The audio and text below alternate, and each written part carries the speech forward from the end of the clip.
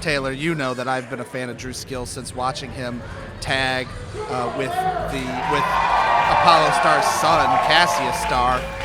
Watch them have a hellacious bout at WrestleARTS 6. Drew Skills really won me over as the key to WrestleARTS. Introducing first, to my right, the challengers.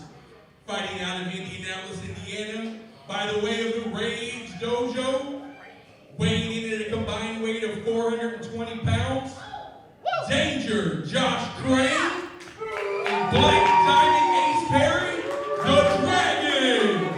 The Black Diamond Ace Perry, which I believe Apollo Starr fought out of the Rage Dojo as well. And to my right, our Global Crown Tag Team Champions, fighting out of Indianapolis, Indiana, combined weight of 840 pounds. First, he is the timeless technician. He is Uncle Q. He is Mr. Mo, Battle Wrestling, Poison, Apollo Starr. And his tag team partner, he is an original member of the Hawk Army. He is an original member of the Five Warriors, or Five Most Wanted. Yeah, I got you. He is the Midwest Mastodon.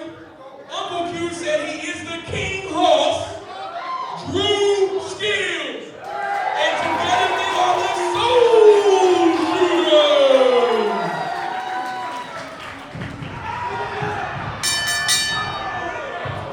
Shooters. We got this action started right away. I looked down for a second. I looked up and there was already chaos. Right away. This contest has been in the making literally for years. Drew Skills immediately cleans out Josh Crane. Now the Soul Shooters are going to get a 2-on-1 advantage against Ace Perry, the Black Diamond. It's very fitting that Lincoln Square Pancake House sponsored this match, Taylor, because I don't know if you've had it, but man, they got the big hot spot for breakfast in Indianapolis. This is about to be the hot spot in Indianapolis wrestling. Ace Perry goes down hard. I agree with the announcer that banana bread French toast is my favorite. Oh my gosh, backbreaker by Apollo Starr. Fire breakfast sponsor for a fire match. This one's gonna be a banger. Tag into Drew Skills, now they're gonna go for the double team.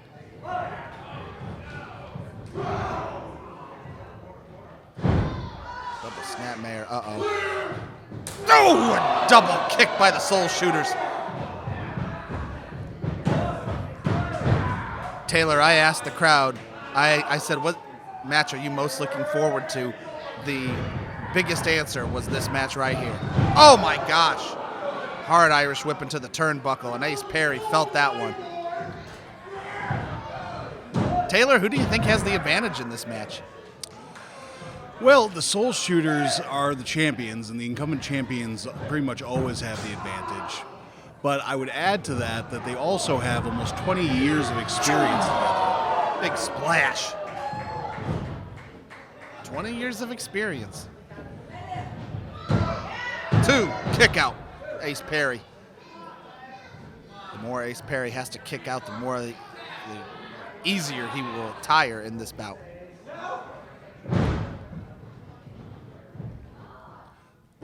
Stomp to the face by Apollo Starr.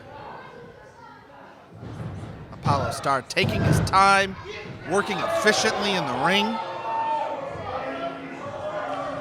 Not letting himself get frustrated by Josh Crane either, if you noticed. He took that very well. This match is in many ways 5 years in the making. The very first WrestleARTS Tag Team Champions body slam was a combination of the Dragons. Headbutt.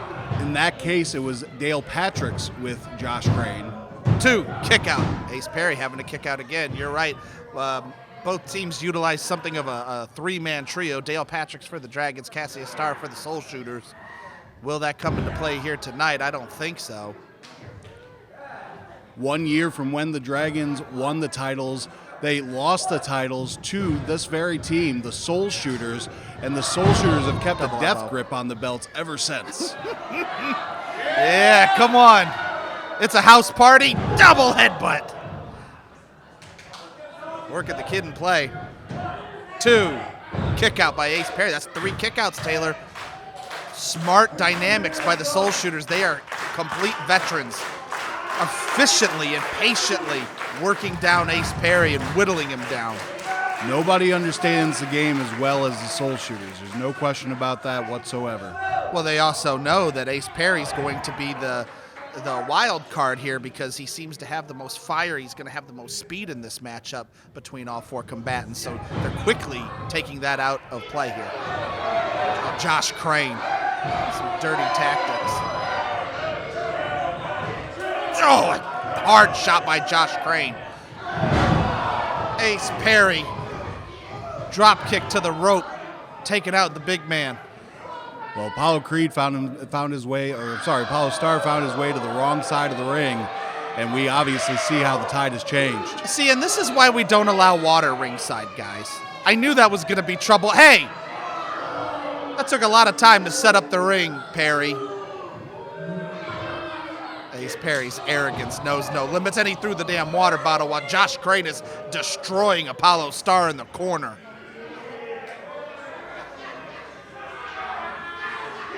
Man, Josh Crane has such force for a man his size. He's a hard hitter. Yeah, Josh Crane has some of the most devastating strikes and blows that I have ever seen. And Josh Crane, in just a short amount of time, quickly reversed this match. Ace Perry's back in the ring. That was amazing. Beautiful bridge off that suplex from Ace Perry. Only got a 2 count. Ace Perry had his arms around Apollo Starr's neck. This crowd now desperately rallying behind the Soul Shooters. This is a hot crowd here tonight. I don't think I've ever seen the Irving Theater packed so full. Not since Gallagher. The Soul Shooters are perhaps the most established team in the Midwest. Like I said, they've been at it for almost 20 years. They've fought some of the best talent that there's ever been in the business. They've even gone head-to-head with folks like Rikishi Fatu, the Headbangers, Mosh and Thrasher. Who's who of folks over the last 20 years. Suplex by Josh Crane. This is not what you want right now. You do not want a tired, weakened Apollo Starr getting punished by Josh Crane. He can't take this for much longer. Drew Skills has got to get in there. Big slam by Josh Crane. He tags back in Ace Perry. Perry off the rope, senton. That could do it. 1, 2. Kick out. The Dragons know their role so well. Crane is the power. Perry is the speed. And they use it to their advantage all of the time. Put that shirt back on. There are children here. He throws it at Drew Skills, Uncle Drew. Apollo. Ace Perry takes his eyes off the prize. Big reverse elbow. 2. And now Apollo's having to kick out. Wow, just a big moonsault, standing moonsault by Ace Perry. And now he's got the headlock. Well, Ace Perry took a minute to play some head games with Drew Skills with that shirt, and I thought it was going to cost him, but he took back over the offense in a big, big way. This bout has been everything we thought it was going to be, is it not, Taylor? Oh, 100%, absolutely. I've been looking forward to this match for months. And here comes back in Josh Crane to help the double team. Underneath, off the ropes, double elbow by Apollo Starr. Apollo looking for Uncle Drew. The tag, here comes Drew Skills. Clothesline, big man. Down goes Josh Crane. Irish whip, into the corner, into his teammate. Drew Skills, he grabs Ace Perry by the hair. Uh-oh. Here comes Drew Skills. Oh my gosh. Backing splash. Headbutt to Josh Crane. The Don Drew Skills crushing the Dragons. My goodness. He's running this ring like Capone ran Chicago. Look at the strength of Drew Skills as he just holds Perry there in the air. Stalling suplex. Somebody count, and he's down. Drew Skills was waiting for that. Did you see the way he looked around at the crowd? 1, 2. Kick out by Josh Crane. Well, I lost track of who was legal from the Dragons. Evidently, it's Josh Crane. I got to trust the ref on that one. It's been chaos here at WrestleARTS 8.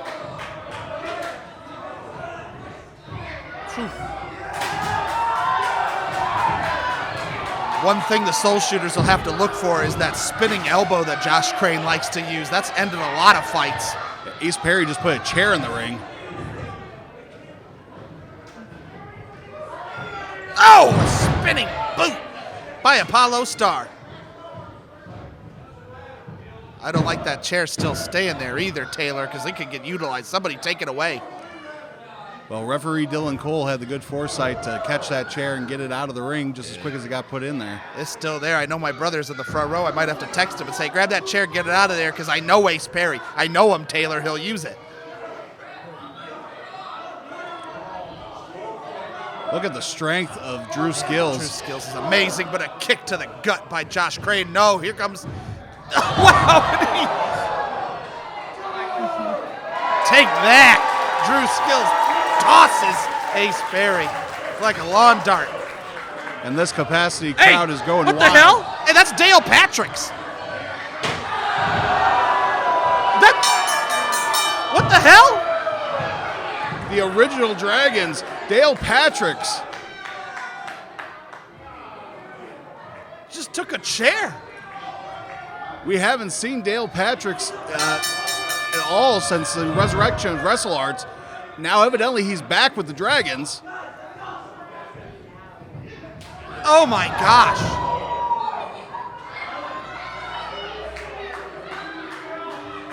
I'm lost. I'm at a complete loss, Taylor. Well, I believe the referee has disqualified the Dragons, but the Dragons are calling for the belts nonetheless. What on earth? Winners by disqualification and still your global tag team crown champions, the Soul Shooters. What the hell? What are you celebrating, Perry? You didn't do nothing.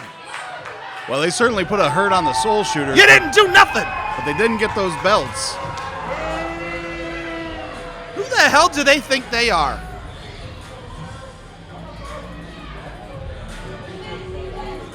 What is Josh Crane celebrating?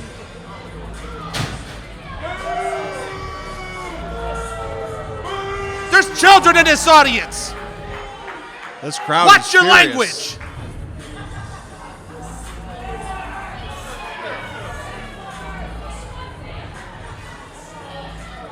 The attitude of those men.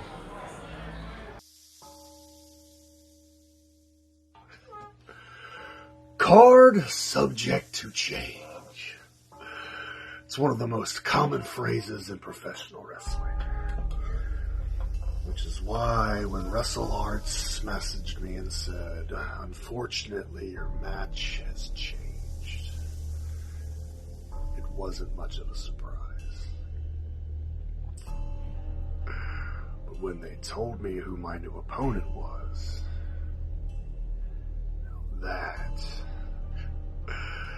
that was a very pleasant surprise. Because now, March 25th, WrestleARTS, it's Zodiak the Mystic versus the saucy butcher himself, Hoodfoot.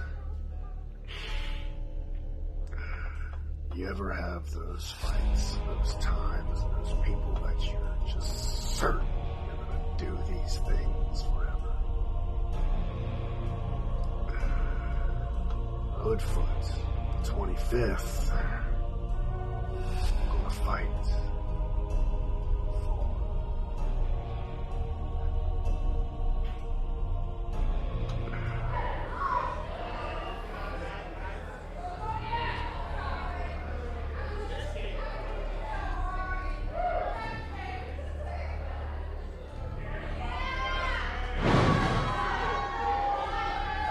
Taylor, we had an interesting change happen for WrestleARTS 8. We knew that Jordan Dye put out $2,500 as a bounty on Brandon Profit. It was answered by Hoodfoot Mo Atlas. But right before the bout, we have cards subject to change, as Zodiac put it in a promo on Instagram. Cards subject to change, so we ended up with Zodiac the Mystic versus Hoodfoot Mo Atlas. What a contest this is going to be. Two big, powerful monsters. They first locked up at WrestleARTS 7 in that big multi-person bout for #1 contendership to the Triple Threat crown, and it ended up that Hoodfoot and Zodiac just brawled their way out of the building.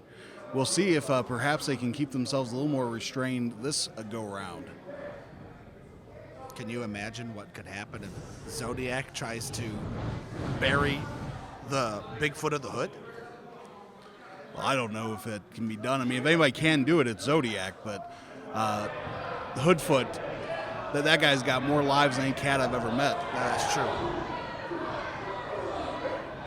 Jeez. I think my life would end after one of those punches. Right now we've seen about 10. Oh my gosh. I can hear the strikes. Oh, Zodiac hurt punch. No. Hoodfoot goes underneath, grabs a waist lock. Zodiac breaks out of it with some elbows.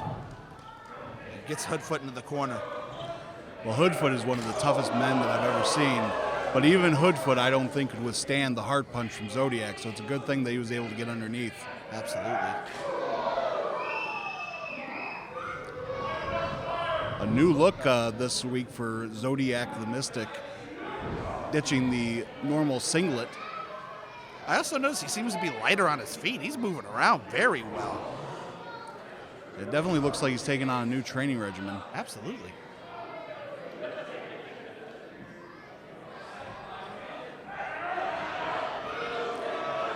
Zodiac's just biting the man. What a monster. No Atlas trying to recover in the corner, and Zodiac stays right on him. Back rake. If anybody can withstand it, it's the Hoodfoot. Have you been close to Hoodfoot? His body is riddled with scars. Yeah, I've seen them close up in this smoky room here at WrestleARTS 8. A splash in the corner by Zodiac the Mystic off the ropes. Ducks underneath. Hoodfoot catches him with a big clothesline across the chest. Zodiac, a savvy move, grabbing onto the trunks of Mo Atlas. This is not going to be the prettiest match on the card, but it may very well be the hardest hitting match on the card.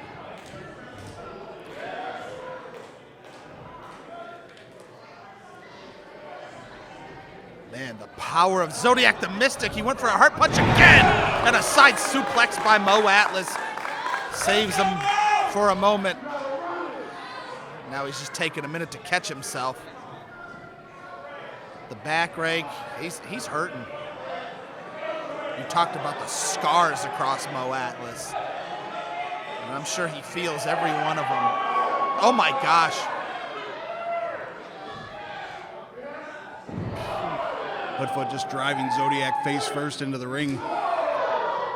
Taylor, earlier today I was walking by that ring and I grabbed the post for a minute. Man, that is solid steel. So to be shoved into that, to be thrown into that, there's no give whatsoever.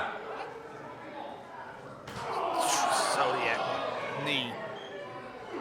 Mo Atlas answers right back. Whenever I see Hoodfoot and Zodiac going at it, I can't help but think of Godzilla taking on Hong Kong, or King Kong rather. Just two big monsters fighting for dominance. Hoodfoot is a prominent street fighter in the Indianapolis area. He's less like a wrestler and more like Zangief or Blanca.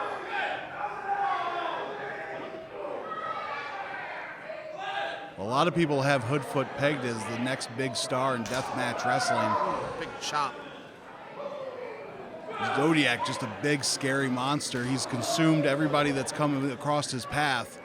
But Hoodfoot has given him the biggest challenge so far, without question.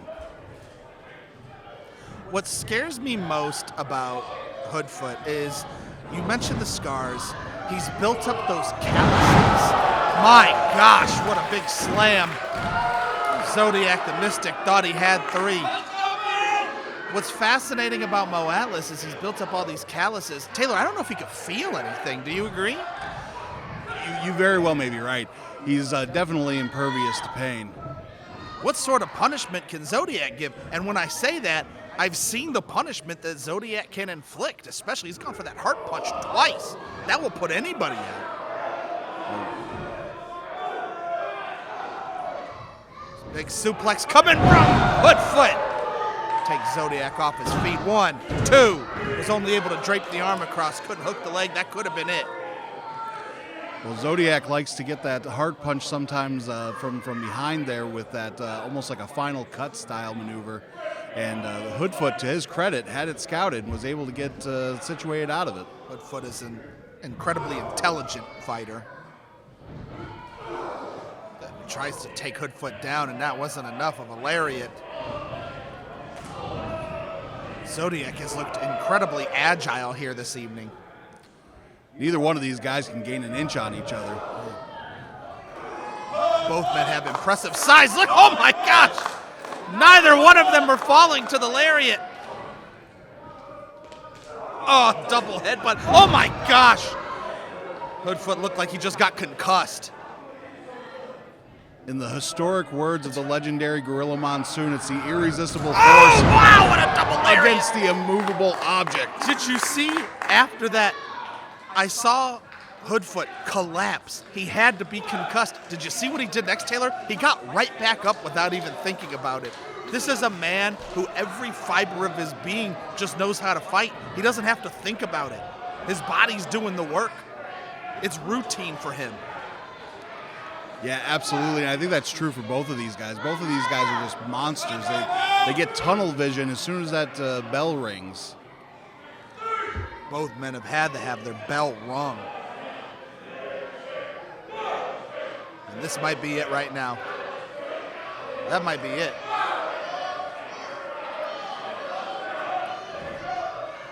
Taylor, now that you said Godzilla versus King Kong, I can't unsee it. Look at them coming across the ring at each other. Oh, what a big chop. These two Goliaths. Oh, another response by Hoodfoot. Yeah, Tokyo doesn't stand a chance. Wow. I think we all need to get out of this building. This building could come down. Oh, I heard that one rumble in the stands. Headbutt. Referee Lucky Hastings with the count going on. He just hit 11. Remember, it is a 20 count here in WrestleARTS. Well, Zodiac tried to get back in the ring, and Mo Atlas pulled him back out. Double headbutts and lariats and blood, oh my. Referee Lucky Hastings is at 16 on the 20 count. What on earth? Well, this could be it. They're at 19. That's enough. This Titan battle is over via way of double countout. For the first time ever at WrestleARTS, there's been a double countout. Well, we might have to run this one back, Taylor. I gotta see who's gonna finish who.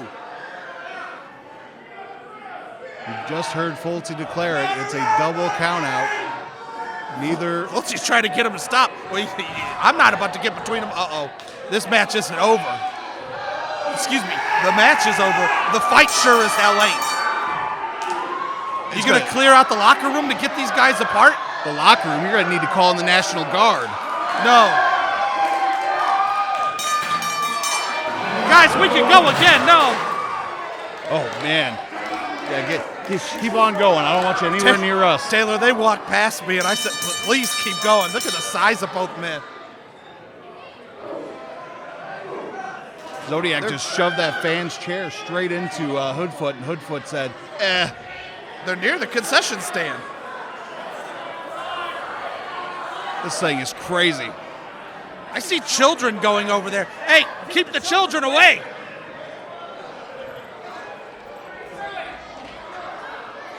I think they're outside. Hillbilly Jed, I know you're stable around these parts, Daddy. Come on. Come on, I can't go anywhere around Indiana without hearing your name. Oh, Hillbilly Jed. He does this, he does that. He's so great. Well, guess what? March 25th, he ain't gonna be no great anymore. Because see, Jordan Dye is greatness. Jordan Dye is the best thing going in technical wrestling today, and I will prove that to you or anybody on any given night. March 25th, Jordan Dye is taking you out, Hillbilly Jed. See you then, Daddy. Yeah. A staple in Indiana wrestling, Taylor. What do you know about Hillbilly Jed? Well, I know the Hillbilly Jed goes all the way back to Les Thatcher and Heartland Wrestling. Hillbilly Jed, like you said, a staple in the Midwest. Although I have to be honest with you, I'm not quite sure what a high-tech redneck is exactly. You know, the thought never crossed my mind. I guess we'll find out. Thanks again for tuning in to WrestleARTS 8. I'm Jeff Edge, the voice of Indianapolis, alongside Taylor McAllister, the talk of the town. This match is brought to you by Paradigm Games, found on 2479 North Meridian. Taylor, are you a fan of the card game Magic the Gathering? I appreciate a good game of Magic now and then. I stopped into Paradigm to thank them for sponsoring this match. Jared and Lori, they are having a pre-release party on April 14th for the newest Magic the Gathering on Facebook. I hope Jordan Dye is not there. I hope I never have to see him again for the rest of my life, Taylor. Well, I've got bad news. All likelihood is you're going to see Jordan Dye many, many times again as he's becoming a fixture here at WrestleARTS. Well, Jordan, if you're listening to this, don't show up to that Magic the Gathering party on April 14th. I don't want you there. Thanks to Paradigm Games, hopefully I get to see Jordan Dye get his ass kicked. Well, certainly Brandon Prophet is somewhere hoping for the same. I believe Brandon Prophet is dealing with an injury and is not medically cleared. I guess the question is, does that disappoint Jordan Dye? Well, I think it only disappoints Jordan Dye that he will probably eventually be medically cleared. I don't know if anything makes Jordan Dye happy outside of crippling his opponents.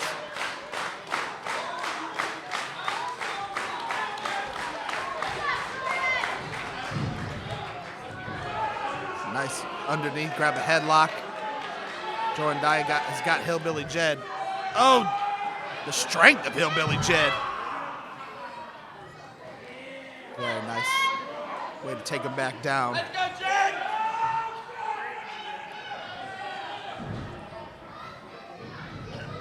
Off the ropes, Jordan Dye.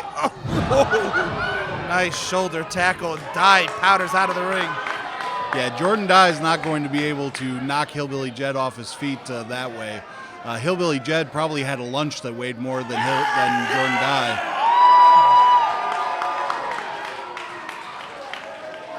And I go to Culver's, I have those meals too, Taylor. Jordan Dye loves to take his time. He plays the mind games. Noticeably frustrated with Jed, though.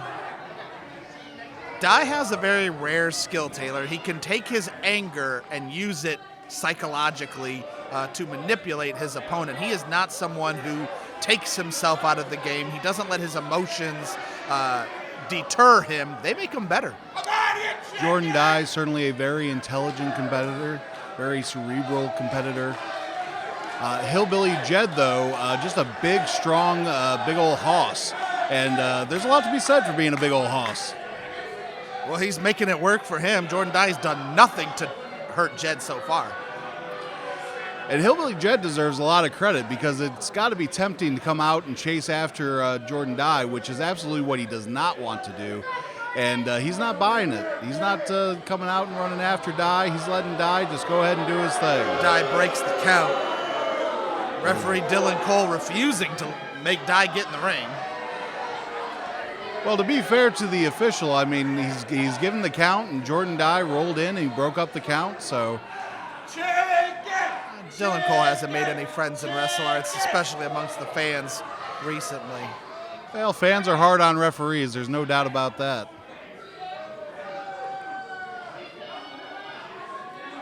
Is Jordan Dye going to get in the ring at some point? This is a wrestling match, right? I didn't come to a debate. I don't know, but this crowd is eager for Jordan Dye to go tangle it up with the Hillbilly Jed. They did not appreciate all of those stall tactics. Gave Jed time to rest. That's probably not that smart. Dye tries to test his strength. I wouldn't fall for it. Well, surely neither of these men are this stupid. Jordan Dye can't be dumb enough to think he could win a test of strength against Hillbilly Jed. And Hillbilly Jed can't be dumb enough to think that Jordan Dye would actually have a clean test of strength with him. No way. Jed's country strong. Got the left arm locked for Jordan Dye.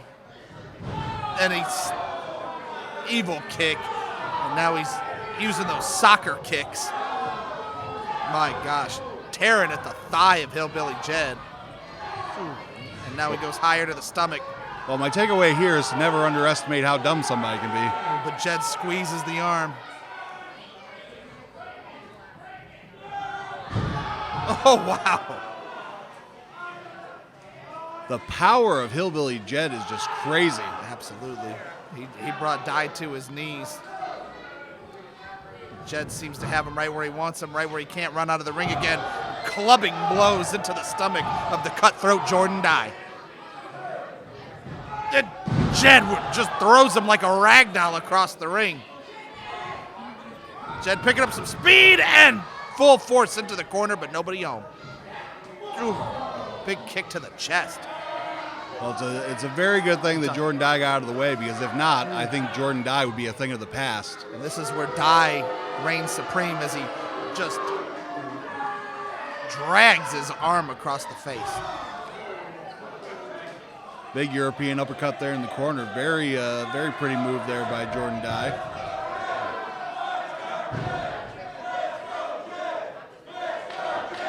Dye grinding and chopping and punching and using the rope. This crowd rallying behind Jed. You can hear them chanting, "Let's go, Jed! Let's go, Jed!" I don't even think Dye's own mother loves him. Everybody I know hates Jordan Dye. Oh, that's cold. The man's own mother? I'm just guessing. Mama Dye, if you're out there, we apologize. All right, what's Dye gonna do here? Looks like he's apologizing. Ooh, a blow right across the back, but Jed didn't feel it.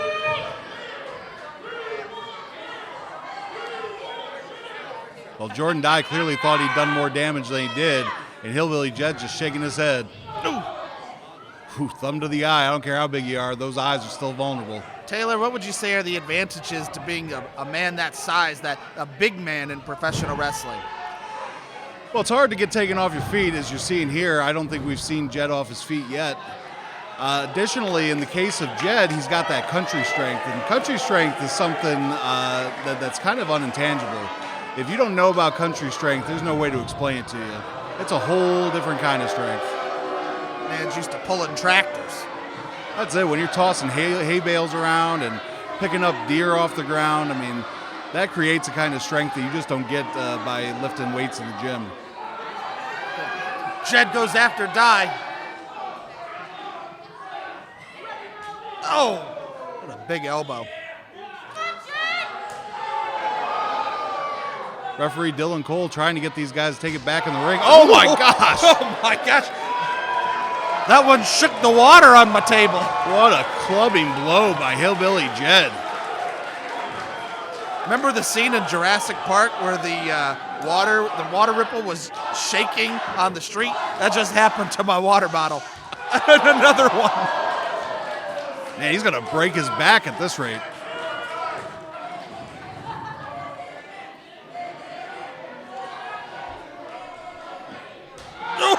I heard that one too. Hillbilly Jed is just letting loose on Jordan Dye. Jed is breaking things in Dye that will never get fixed. Is a fan handing Hillbilly Jed a chair? And I hope we're not about to see another disqualification. No, please. Enough. I think he's letting a fan get in on this. He's framing him up. Oh my goodness. And Jordan Dye with the big forearm. Jordan Dye uses everything for leverage. How can he use the apron? Oh, he goes for a kick. Electric chair.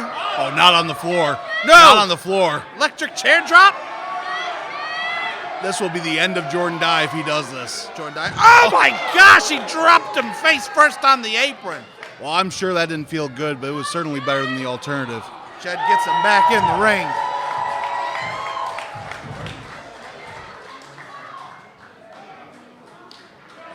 Did Hillbilly Jed just put everything back? Is he cleaning up after himself? I can't see. What a respectable young man. Oh, what a super kick by Jordan Dye. No! Jordan Dye backs up into a pin, too. And Jed throws him clean out of the ring. Well, you don't see that every day. That was a bale of hay. I'm telling you, Hillbilly Jed is scary strong. Jordan Dye calls himself the best thing in technical wrestling, the submission artist. He is not able to apply his craft tonight. He's not really to grab a solid hold on Jed. He's just too big. We're going to see Kevin Panic later tonight. He calls himself sneaky strong. Jed is scary strong. If Kevin Panic is sneaky strong, Hillbilly Jed is obvious strong. Well put. Obvious strong. Hillbilly Jed needs to get out of this half crab. Half Boston Crab, well applied here by Jordan Dye. Oh, and there's that strength again. He just flipped him over with one leg. Wow. The aggression of Jordan Dye. I just saw a street fight for 5 seconds. Now he's got the cutthroat crossface in. That could be it for Hillbilly Jed, unless he could get to the ropes.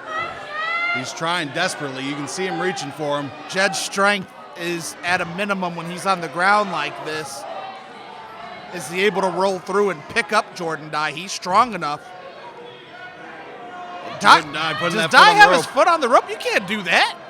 Cole applying the count. Is Dylan Cole going to break this hold? And roll over for Hillbilly Jed, too. Kick out by Jordan Dye. That was almost over. What a tremendous counter there by Hillbilly Jed, but boy, that move was in there for a long time. If Jed could get on top of Dye here, Dye's not going to be able to breathe. He could take the oxygen right out of Jordan Dye. Get him on the ground. Jed gets him up. Fireman's carry. And Dye gets to the back and slaps on a sleeper. Well, he's got that hold locked in, although I don't know that he has it all the way in. I can't see if he can thoroughly get under the chin. He's got it a little bit under the... Yeah, there, now he's got it locked in much more. But elbows. Hillbilly Jed was able to throw some elbows to get out of that as Dye started to get underneath the chin and get right around the neck. Ooh, hip toss. Big chop by Hillbilly Jed. Gets him up again in the fireman's carry. Samoan drop. I think when Hillbilly Jed does it, it's a country drop. Yeah, the country drop. No, Jed. That ring can't support it, brother. No, don't cheer this. Don't egg him on. What? No! You gotta be kidding me. I've never seen this, Taylor. What? Oh. Whoa. What just happened? The referee hit the ropes. What? You're telling me Dylan Cole did that? What did he just get out of his pocket? What the hell? He just handed Dylan Cole Dye something. Are those brass knuckles? What the hell are you doing? Dylan Cole looks like he's tying his shoe. Did the referee, Dylan Cole, just hand Jordan Dye brass knuckles? I wasn't watching when he had him on the rope, but I damn sure watched him hand brass knuckles. No! Oh my God, right across the jaw. What? A fast count? I don't believe what I'm seeing. Dylan Cole and Jordan Dye.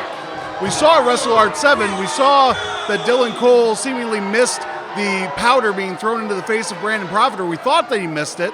But there's no question here. He clearly handed Jordan Dye those brass knuckles and fast counted. Look at Dylan Cole. Has Dylan Cole been in Jordan Dye's pocket this entire time? You sons of bitches. Unbelievable. Jordan Dye gets the win.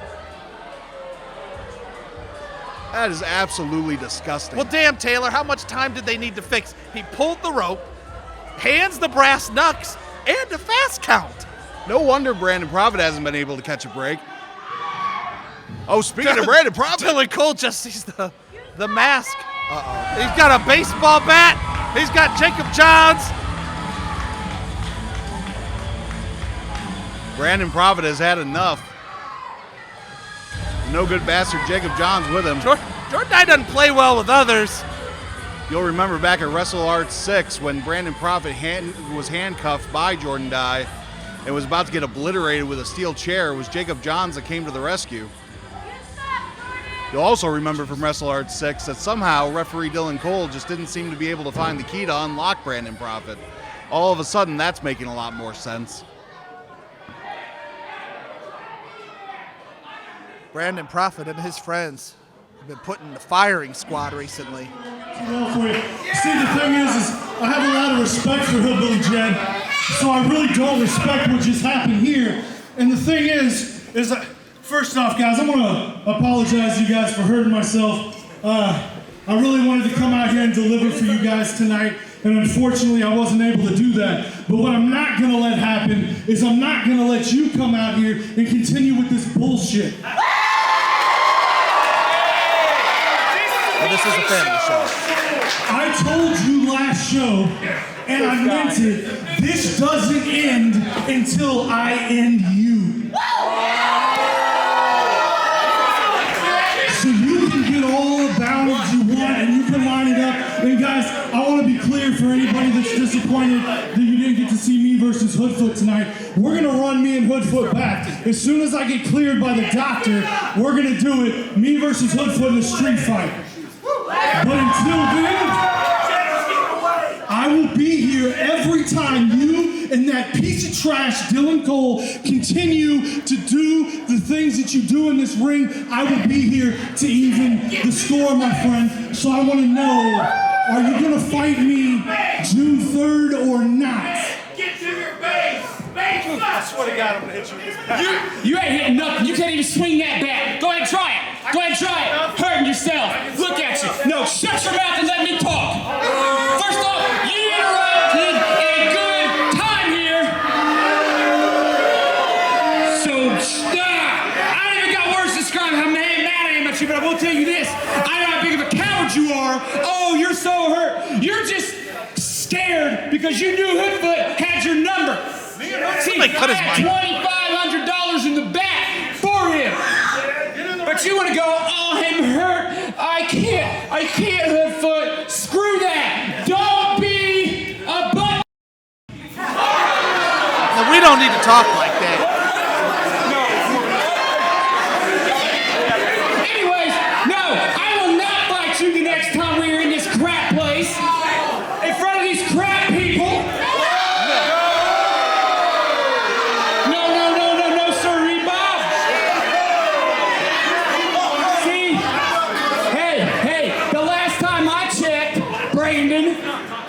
There's a bounty on your head. Yeah, that I put there. Yeah, no. Because I've outsmarted you twice already. I've got your number twice. You're just mad with that plastic bat in your hand thinking it's going to do something. Come get it!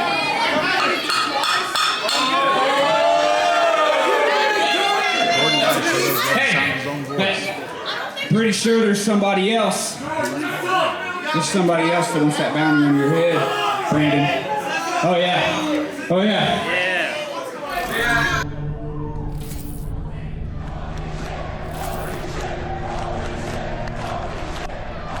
What could that be?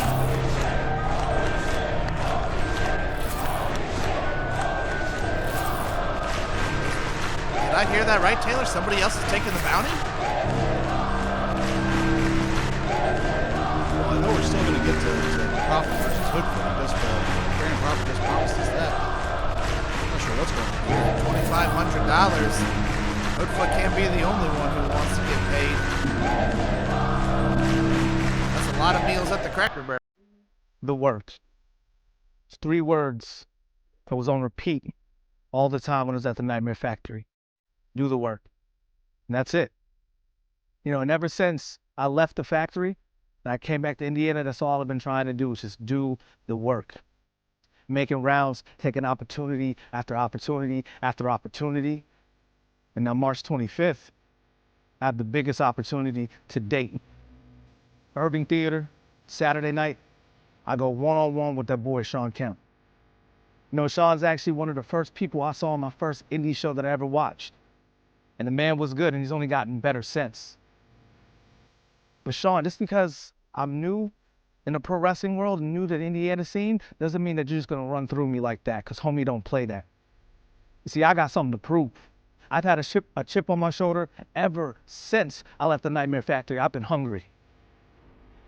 And Saturday, March 25th, I'm gonna take you down. I'm gonna lift your big ass up and I'm gonna slam your big ass down. See, everybody wants to talk about the Calvin Tankmans, the Hoodfoots, the Shawn Kemps. But after March 25th, everybody's gonna be talking about Kevin Panic. Because Kevin Panic is up next. See, I heard what you said. I'm flattered. But you look at me and you go, yes. You looked up to me, right? You used to watch before when you went down to Georgia and trained at the Nightmare Factory. See, I respect that. You got yourself better. You come back up home, right? And you will say you're up next. You're up next. You're talking like I'm done. Like this is my last match. No, Kevin. No. You may be next up. But I'm now. Wow. Shawn Kemp coming off a very impressive showing at WrestleARTS 7 where he was #1 contender for the Global Crown.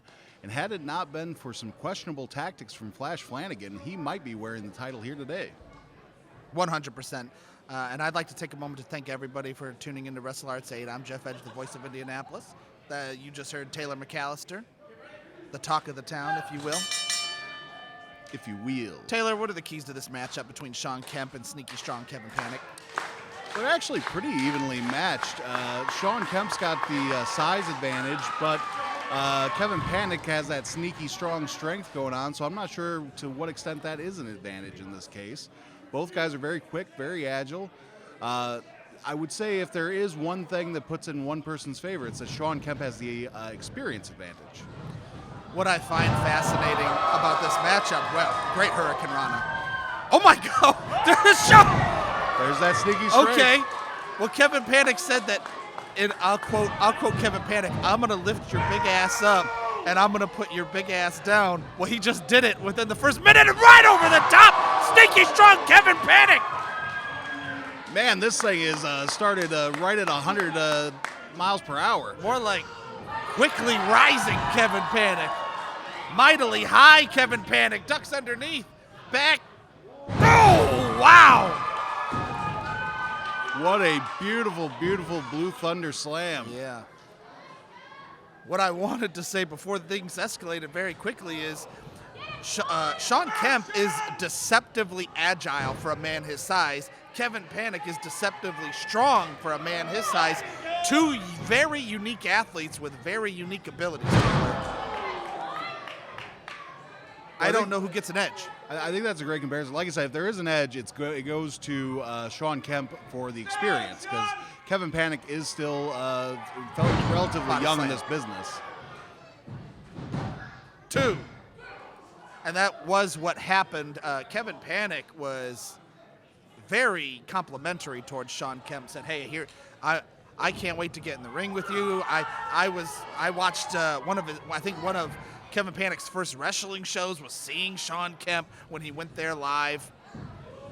Oh my gosh, spinning spine buster by Kevin Panic. But Kevin Panic could not have been more complimentary to Shawn Kemp. And Kevin Panic wanted to make his future with a victory over Shawn Kemp. Shawn Kemp said, I'm still here. Don't worship me like I'm this veteran who's finishing up. I'm still here, and I'm still going up myself. Well, right, he called himself the Now, Shawn Kemp did, and I think that pretty much tells the story. Kevin Panic, though, man, the power offense and how beautifully he applies that power offense, just so impressive, so unexpected. Kevin Panic trained at the Nightmare Factory under QT Marshall and Cody Rhodes.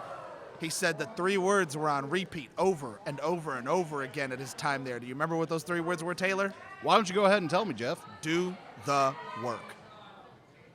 Do the work. Well, that's a great motto for sure. It's those 3 words that make me think Kevin Panic, wow, what a big elbow into the corner. Looked so fast. Wow, my gosh, a clothesline right through the ropes. This is not a good night for big men wanting to squish people in the corner. Acrobatic. Oh my gosh, and reverses it into a powerbomb, Shawn Kemp. 2, kick out. What a highly competitive contest this one is shaping up to be.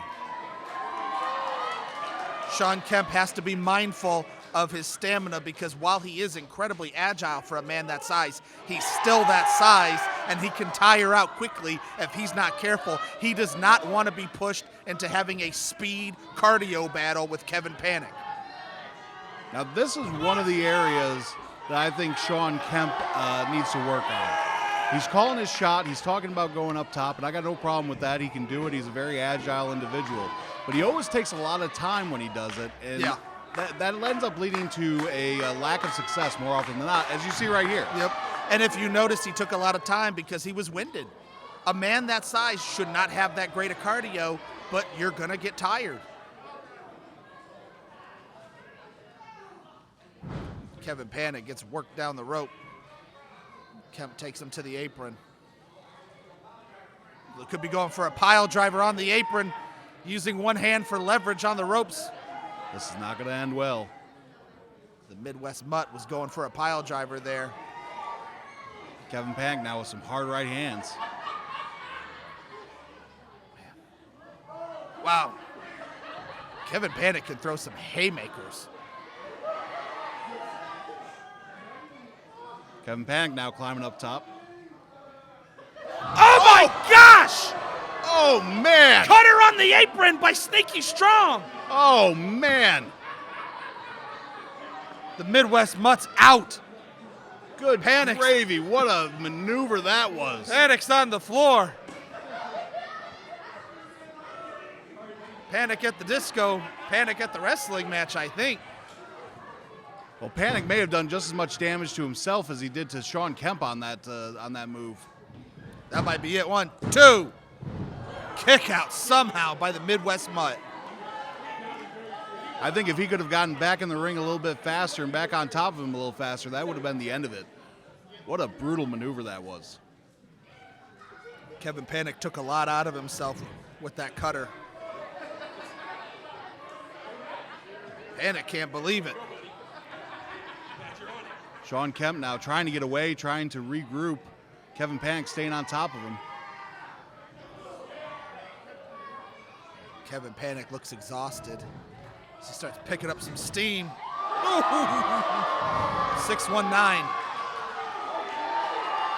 And there go the straps, and that usually means business is fixing to pick up. Shades of Jerry Lawler, the king. Panic goes up to the top.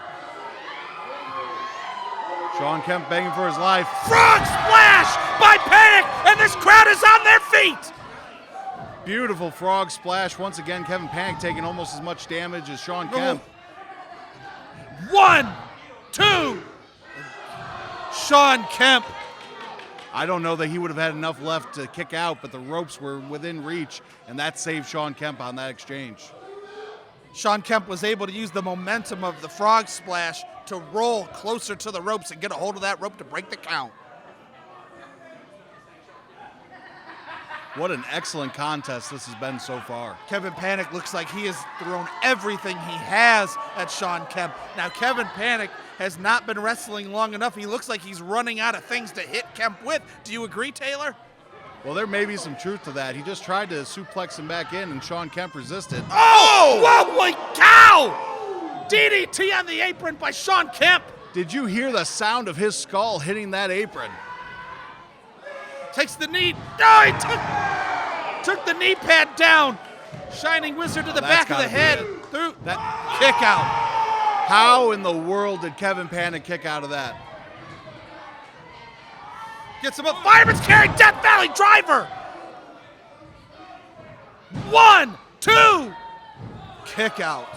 Wow. I don't know where Kevin Panic is finding the will to keep kicking out. Well, the last 2 minutes have become a tale of experience, Taylor. Shawn Kemp still knows how many different ways to hurt you. Kevin Panic, in his youth, in his lack of experience, he doesn't know what to hit Kemp with. He doesn't know what else he could use to keep the Midwest Mutt down. Listen to this crowd. Shawn Kemp is a favorite here, but the crowd is cheering for Panic. High knee to from Kevin Panic. Rebound off the top. Wow. Super kick to the face. Right in the mush. Kemp rebounded 2 incredible ways. What an athlete. Oh, he's not going to powerbomb this Kevin's man. trying to get him up for a pile driver. Kevin, you got to use something else. Kevin Panic has to dig deep. What else does he have in his arsenal? I know he's sneaky strong, but I don't think he can powerbomb Shawn Kemp. Especially after the back work. 1, 2, 3. That's it.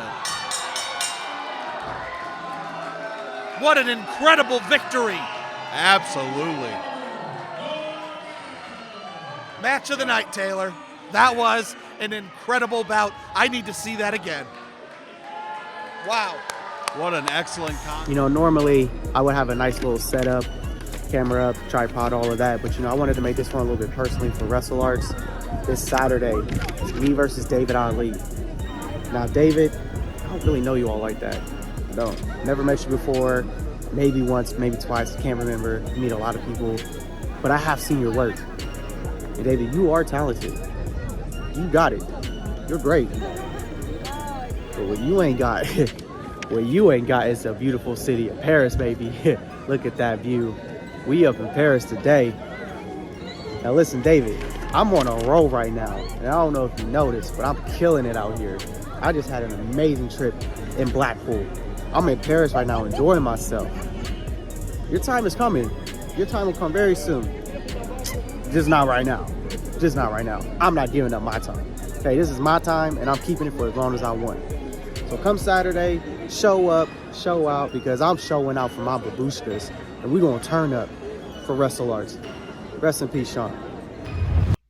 Jeffrey Johns and David Ali meet for the very first time in a squared circle at WrestleARTS in Indiana this weekend. Now, I could spend another 2 minutes about how 2023 is going to be my year and nothing's going to stop me now and I'm just going to go through the glass ceilings. Just like I could cut another generic-ass indie promo like you did. Just chock full of ass. But Jeffrey, I'm not going to cut any promos. I'm just going to tell it like it is. And it's just like this. I'm not ass, boy. I'm a star. And this weekend, when you stand in the ring across from me, your savior, I'll push you into becoming a star too. Hallelujah. As Jeffrey John has this crowd all riled up. Jeffrey John may be the crowd favorite here at WrestleARTS 8. Well, he's certainly the crowd favorite between he and David Ali. David Ali is in impeccable shape. Babushka, fresh off his excursion in France. Yeah, how about that? Jeffrey John coming to us from Paris for his promo video that we saw on Instagram. He looks healthy, he looks cultured, he looks relaxed. I'm gonna keep this short. They told me I only got 30 seconds. Because you sound yourself. Jeffrey.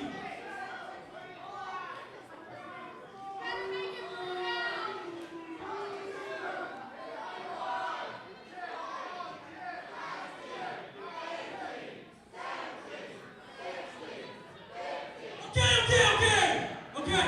I'm not gonna cut the promos. I'm just gonna tell it like it is. I'm gonna beat you down, boy. I'm gonna make you lose weight when you get in the door. I'm gonna make you know I wish you left. Appears that Mr. Ali's time is up.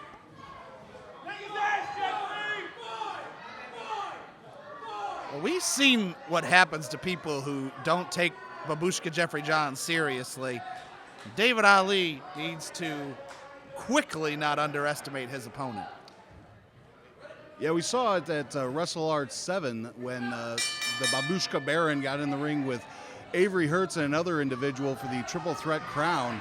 And I don't think anybody really took Jeffrey John seriously as a contender in that match. And he darn near won the whole thing.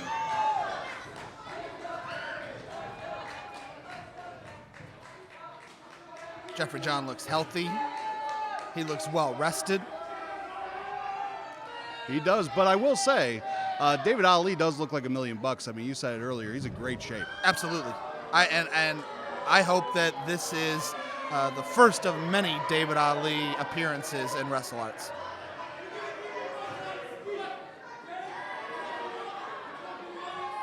Wow. If he's half as good between the ropes as he is at running his mouth, he'll be champion in no time.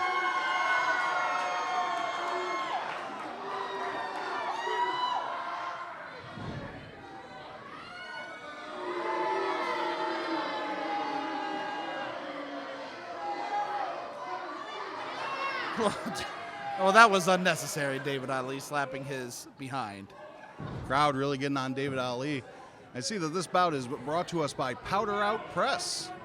Yeah, if you go to powderoutpress.com, it is a digitally published collection of wrestling-related fictional stories, nonfiction, poetry. Yours truly actually has a story on there about a character I created called Moonshine Jack. Check it out at powderoutpress.com. I can't wait to do it. I think I'll do it after this match. You don't see too many collections of stories related to wrestling. So if you're a wrestling fan, just make sure you check it out. Give it your support. David Ali taking the early advantage here with a strong wrist lock on the Babushka Baron, Jeffrey John. You're talking about what incredible shape David Ali is, but I just take a moment to appreciate his strong physique, specifically his shoulders. Jeffrey John with some fancy footwork and some quick maneuver in there. Now he's just going to go ahead and take a moment. Rest in the corner. This is a battle of emotions here this evening at WrestleARTS 8 between David Ali and Jeffrey John at the Irving Theater. Anger versus contentment.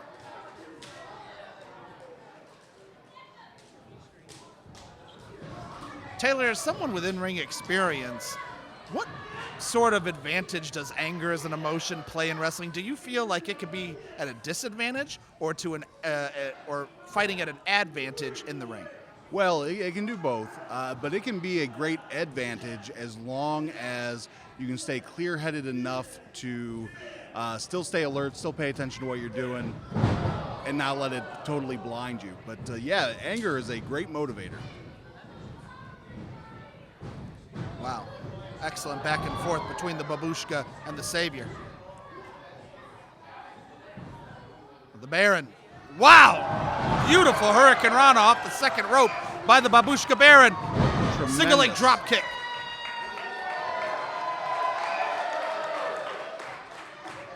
Babushka has the crowd firmly behind him as he goes to whip David Ali into the corner. David reverses, catches the foot of the Babushka Baron, flip over. Wow, nice knee to the bread basket. Ooh, flying uppercut by Jeffrey John. Jeffrey John is looking great. He can't be denied. He looks incredibly comfortable in the ring right now, which, anger aside, being comfortable in the ring also seems to be a big advantage. Yeah, you absolutely can't understate the advantage of being comfortable in your skin, being comfortable in the ring, knowing what you're doing and where you are at all times. I believe you used the term ring general one time, and absolutely those are all signs or attributes of good ring general. I look at Jeffrey John's tights and they say Godfidence on there. Can you explain that for me, Taylor? I need some help. Sure can't. Sorry, I know you were looking for something far more insightful there, but I got nothing. I talked to Jeffrey John this evening. I did not have the time to say, will you explain Godfidence to me? We'll have to revisit that at WrestleARTS 9.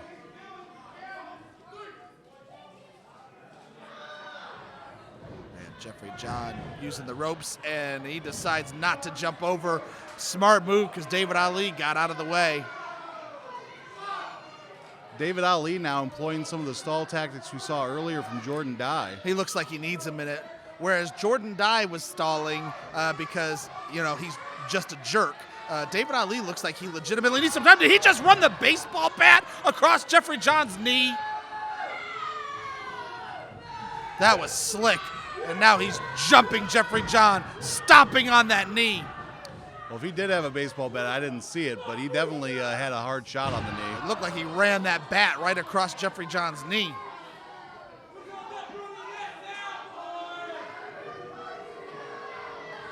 Whatever he did, he's got Jeffrey John down now, and he clearly has the run of this. And just driving his knee into the back pad of the Babushka Baron. Now we get to see the intelligence of David Ali as he focuses on that leg. Looked like he was going to go for a single leg Boston Crab there, but Jeffrey John kicked him off. Look at the power of David Ali as he just pulls the man up by the neck. Babushka may be at David Ali's mercy. David Ali looks tremendous in his WrestleARTS debut at WrestleARTS 8. Well, David Ali is no joke. This is a man who's been on AEW television. This is a man who's well-traveled and well-versed. Quickly back up to his feet. Oh, wow! What a devastating flying forearm. I haven't seen a forearm that strong in a long time.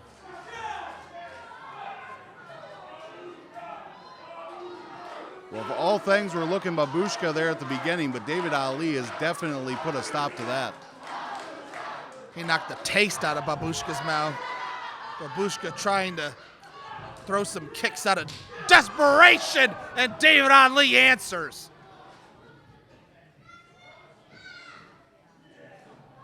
David Ali pulling him up out of the corner. I do notice that David Ali is having to exert himself to pull that weight of Jeffrey John. Jeffrey John is putting his weight on David Ali, so Ali's expending a lot of energy. Ooh! He had a double underhook there and wasn't able to get it. Exactly. I don't know what he had in mind for the Babushka Baron, but Jeffrey John was able to get out, and then he just got a good hard shot there on David Ali. Oh, wow! Yanked the man right off the turnbuckles. David Ali has been able to stay on his feet and active here in this bout. Now he goes back to that injured leg of Jeffrey John.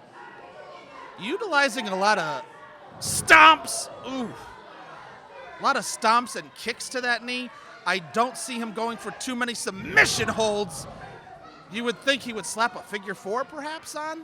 What do you think, Taylor? Well, he's just wearing down that ligament. A lot of Jeffrey John's offense is all fast-paced, jumping, diving type maneuvers. And you can't jump, you can't dive if you can't support any weight on your leg. One of the most expert tacticians in the ring at WrestleARTS is the ring wizard Sage Phillips, and I'm certain that if he were in this match suplexed by Jeffrey Johns, I'm sure he would have put 5 submission holds on the Babushka Baron right now. So it really speaks to David Ali. What a high impact, what a striker he is in his debut. Babushka's noticeably limping. This crowd rallying behind, chanting Babushka, Babushka. He's got David Ali in the corner, but he's exposing that knee. He needs to be careful as he's raining strikes upon David Ali's forehead. No, and Ali snatches that knee back down. There we go, and now he's got the single leg crab on. And I don't think the Babushka is going to be able to just overpower Ali in the same way that Hillbilly Jed was able to do so with Jordan Dye earlier tonight. Jeffrey John trying to reach the ropes. That's his only hope. There he is. He gets a hold of the ropes. And now here we're seeing David Ali start to utilize those submissions as he puts a crank on that ankle.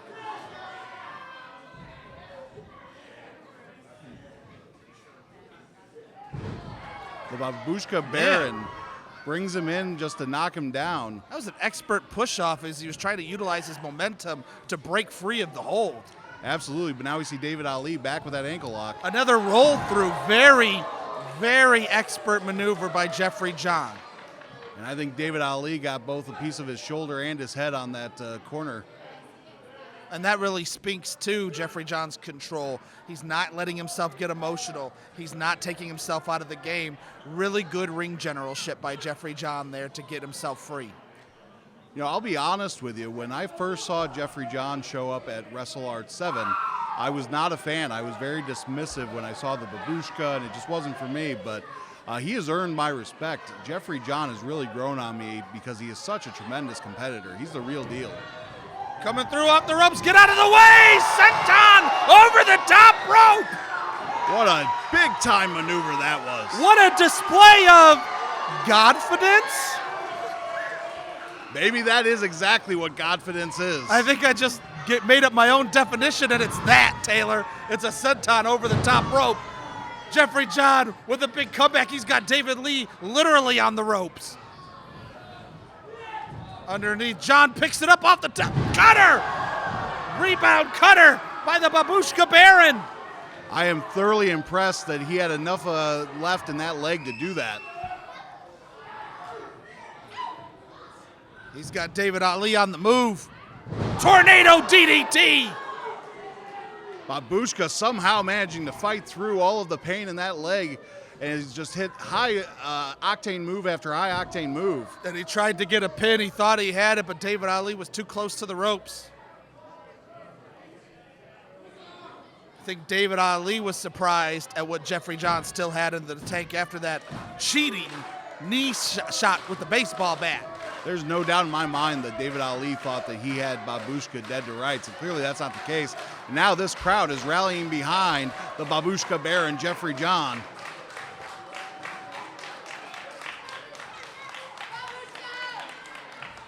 David Ali thought he had this in the bag even before the match.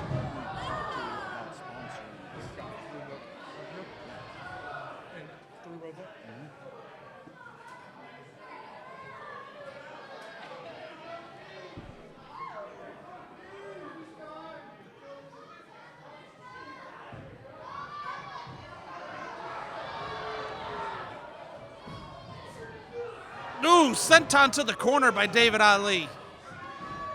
High drop kick. He flung himself. Here we go. David Ali gets him up for what could be a suplex, but oh wow.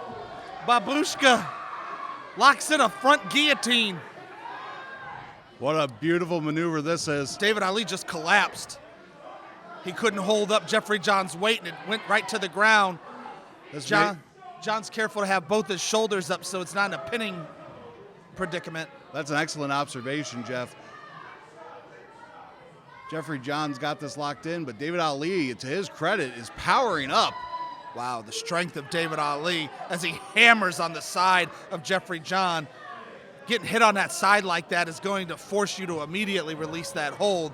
No one could take that sort of punishment. Double underhook suplex. What an excellent counter with that big double underhook suplex by David Ali. You may not like the man, but you've got to respect him. Who said I didn't like him?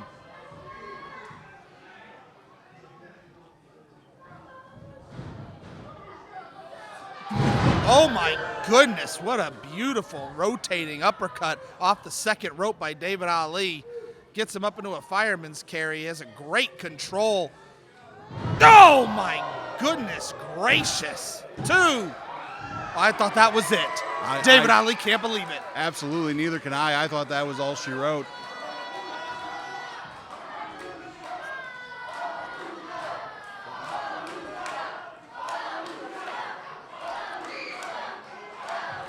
David Ali's got the bat again. Notice in a dark wrestling arena how that black bat just kind of bathed itself in the shadows. It's hard to see, Taylor. Well, I think that's why I didn't see it earlier. Oh. He brought in the lights and he just brained himself with the bat. Oh my gosh! Fireman slam. Babushka up on the top rope. High rise moonsault by the Babushka Baron. That's 1, 2, 3. Jeffrey John defeats David Ali in his first match. Welcome back to the States, young man. This crowd is going wild. They jumped out of their seats when that 3 count hit. All right, ladies and gentlemen, the following match is now for the WrestleARTS Triple Threat Championship. Well, Qassius Starr thinks he's going to wrestle. The Ebony Prince, Qassius Starr. Well, how about that? Twice in one night, Qassius Starr is going to come out here and turn this into a triple threat title match. I love the guts and the gall of Qassius Starr, but I don't know that this is the smartest move. He could have waited until he was fresh to get his title shot. I'm fascinated, intrigued even by the concept of these 3 particularly going to have a championship match for the Triple Threat Championship. I don't know who to start talking about first, Taylor. Give me a guy. Well, all 3 of them look like they're going to interlock here. You got, oh, man, Sage Phillips immediately, just a talented ring wizard, the Catch Wrestling Casanova. I guess I'll start with him. I love being made to look stupid, Taylor, because I love learning. I'm a lifelong student. No one makes me dumber than Sage Phillips. I thought he was going to get smushed by Calvin Tankman. I said no one takes Calvin Tankman off their feet, and Sage Phillips did it over and over and over again. He makes me look foolish. I cheered for him at WrestleARTS 6, Taylor. He turned his back on me and on the fans and helped Calvin Tankman catch a loss when I thought he was going to win the championship. Wow! Great double hip toss. Whew. And a double drop kick. Sage Phillips makes people look dumb. Well, right now, Sage Phillips is on the floor trying to regroup as Avery Hertz and Qassius Starr going one-on-one in the ring. Spinning back kick that was beautiful by Qassius Starr and a trip by Sage Phillips. Avery Hertz also can't be at 100% here tonight. He already looks like he's hurting. Sage Phillips with a nice shot to the gut. Tried to grab him for a downward. Oh, wow. Tried to grab him for a downward spiral. Enziguri by Avery Hertz. 2, kick out. This is a fast match. It's hard to keep up. My mouth can't move as fast as their bodies, Taylor. Avery Hertz, you know, it's interesting. Avery Hertz almost wasn't even able to compete here tonight due to an injury he suffered at another event. Yet here he is going full throttle with Sage Phillips. Now here's Qassius Starr off the top. Oh, man! Double drop kick by one man. Qassius Starr just showing us what he's got. A beautiful enziguri by Qassius Starr, and he's got Sage Phillips on the ropes. Irish whip. Phillips holds the rope. Sage, he had him with that low bridge, and I guess he did end up getting him with the elbow. Phillips throws the haymaker.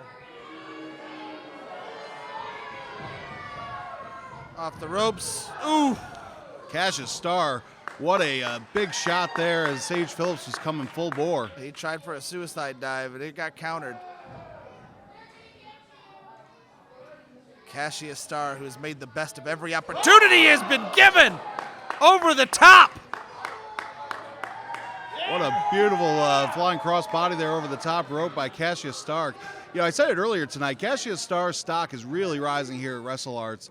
He has been just doing tremendous work. He won that big 7-person bout at WrestleARTS 7, which nobody had him pegged to win that. He very rarely goes up against people at his experience level. Double cross body! Oh my gosh! I heard something splatter on the ground. Oh my gosh. Oh, I hope those guys are okay. Crowd's on their feet, pushing each other out of the way to try and see. It's tough to see from our vantage point here, but it looks like Qassius Starr's down on the concrete. Sage Phillips is back in the ring, and now Avery Hurts going up to the top rope. Avery Hurts is back up. What could this be? Sage Phillips takes him out with a palm strike. Sage climbing up. You were talking about Avery Hurts suffering an injury at another promotion. I remember last time I got to talk to Avery Hurts at WrestleARTS 7, and he mentioned that in his rookie year, he's really pushing himself as a competitor to have the greatest rookie year in the wrestling business. And he has captured titles. He's wrestling every promotion he can. And what I wonder, Taylor, is he pushing himself too hard, do you think? Well, that's entirely possible. You've got limits. Even a young man. Oh my gosh! What on earth was that? Both Qassius Starr and Avery Hurts just went flying down to the concrete. They just took an ugly spill. There's a lot of people in the way watching. I hope there's no broken bones over there. From our vantage point, we can't see what's going on, but I see security trying to clear the way. Somebody might be hurt. Somebody might be hurt.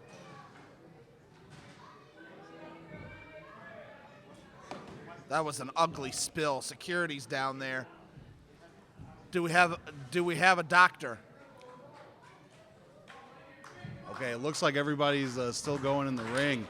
I don't know if they should continue, but it looks like they're going to continue. I see Sage Phillips. It looks like Qassius Starr, so I assume Avery Hurts is still down there. I can't see too well. All three men are in the ring. Oh, there he is. Qassius Starr looks glazed over. I don't know if he hit his head going down on the concrete, no, but it looks like the lights are off. Big chop.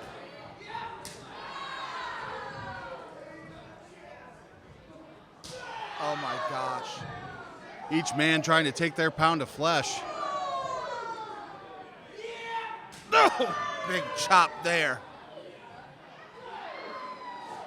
And Sage Phillips turning in the chop for a big elbow. Qassius Starr does the same. And there's Avery with one of his own.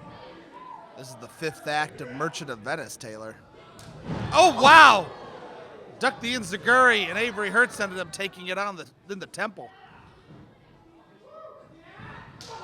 Hurts takes a minute in the corner. Get chopped by Qassius Starr. Qassius Starr. No, the Philosopher Stomp by Sage Phillips. Oh my goodness. Back cracker.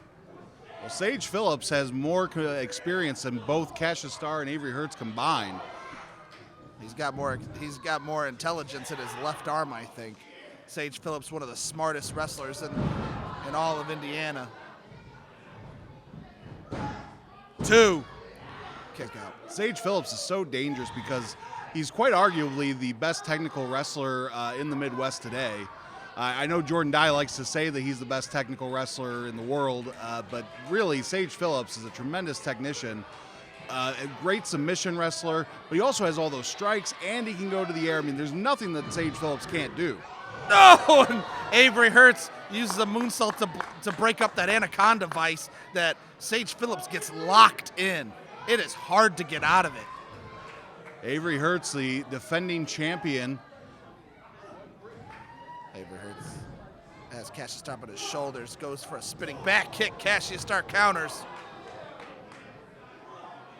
Gets him up for a tombstone pile driver. Oh my gosh, it drops him on his knees. Starr, 1, 2, 3. We've got a new Triple Crown champion. I don't believe it. The Ebony Prince has captured gold in WrestleARTS. The Ebony Prince of the mat. We weren't even supposed to have a Triple Crown title match tonight, and now we've got a new champion in Qassius Starr. Ladies and gentlemen, your winner, and new Sage Phillips threatened them all. Avery Hurts. Before tonight's contest, Qassius Starr's the one who ends up coming home with gold. Oh, and look at that. Here comes his father, Apollo Starr, still one half of the tag team champions. Father-son champions, the Soul Shooters. Papa Starr.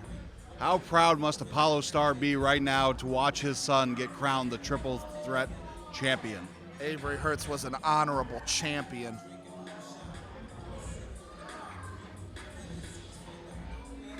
Both men so deserving. And Avery Hertz with all the class you'd expect. I got goosebumps as he surrendered that title that he earned, that he fought so valiantly for, to give it to. And damn you, Sage Phillips! Damn you! Why?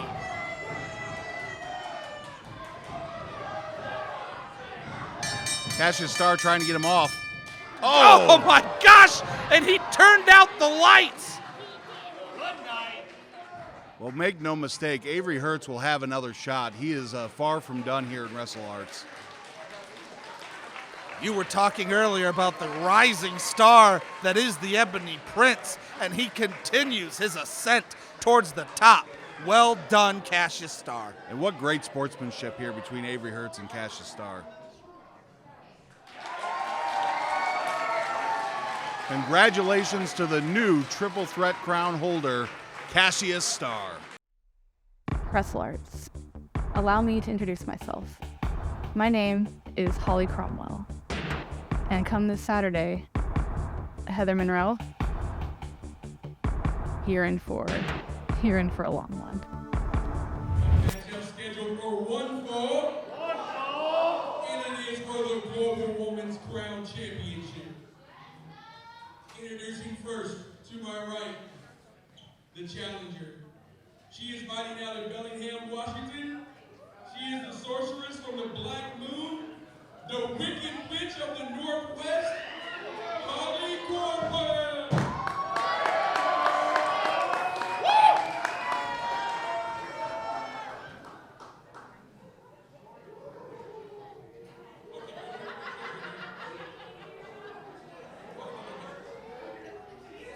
Introducing our champion from Des Moines, Iowa. She is the Killer Bay, Heather Monroe.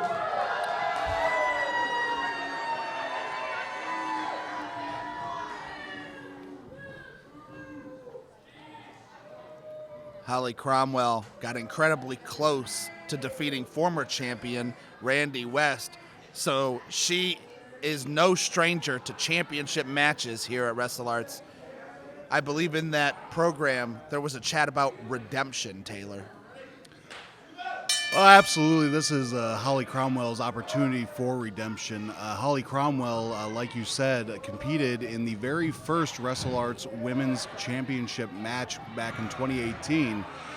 She lost that contest to Randy West, who, as we know, would retain the title all the way until Heather Monroe beat her for it before Heather Monroe won the title after it was vacated by Randy West. She defeated Space WrestleARTS Jesus 7. Billy Starks. Correct, in a tremendous, tremendous contest, arguably the match of the night.